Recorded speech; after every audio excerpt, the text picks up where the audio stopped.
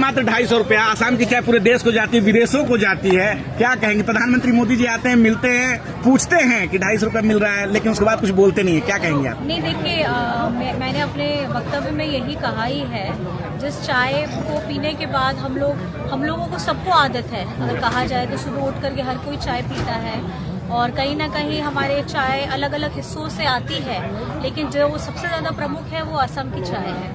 और बात यह है कि हम उन लोगों की बातों को उठाने का काम करते हैं जिसने पूरा अपना जिंदगी लगा दी, अपनी पीढ़ियां उसकी लगा दी।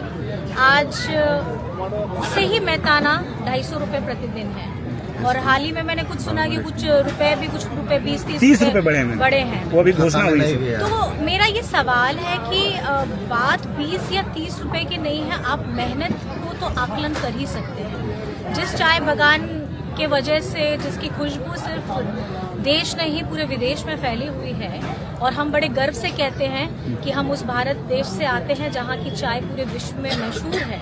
तो ये सवाल उठता है कि हमारे जो मजदूर भाई हैं, जो वर्षों से यहाँ रह रहे हैं, उनकी मेहनत का जो आकलन किया जाए, क्योंकि राज्य में, हमारे भारत देश में अलग भी राज्य हैं जहाँ की चाय शायद इतनी मशहूर नहीं है, लेकिन उनका मेहताना करीब बहुत ज्यादा है। और यहाँ पे मुझे ये समझने की जरूरत है, जब हम किसी राज्य की विशेषता बताते हैं तो उसके पीछे का जो काला सच है वो ये है कि उन मेहनत कश लोगों को उनका सही मुआवजा। मैम, आपसे एक सवाल है, जहां बीजेपी और कांग्रेस जो है आतंकवाद, बाहरी भीतरी और राष्ट्रवाद के मुद्दे पर बात कर रही है असम में, वहीं पर आप जो है कल्पना सोरेन और हेमंत सोरेन आदिवासियों की बात, गरीबी की बात और हक की बात कर रहे हैं। इसके पीछे क्या है?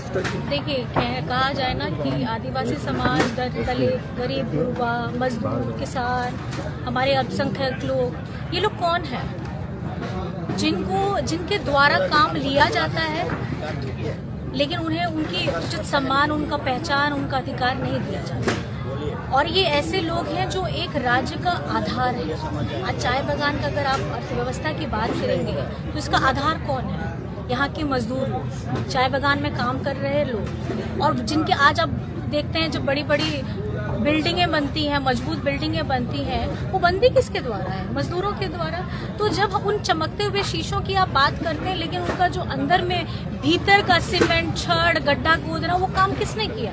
एक मजदूर ने किया। तो जब उसका मजबूती वहां से है, तो हम जो व्यक्ति सबसे ज्यादा आपको अपनी रीढ़ हड्डी को मजबूत कर रहा है, आपको उसकी हड्डी को भी तो मजबूत करना चाहिए। कल्पना सोरेन के पिटारे में क्या क्या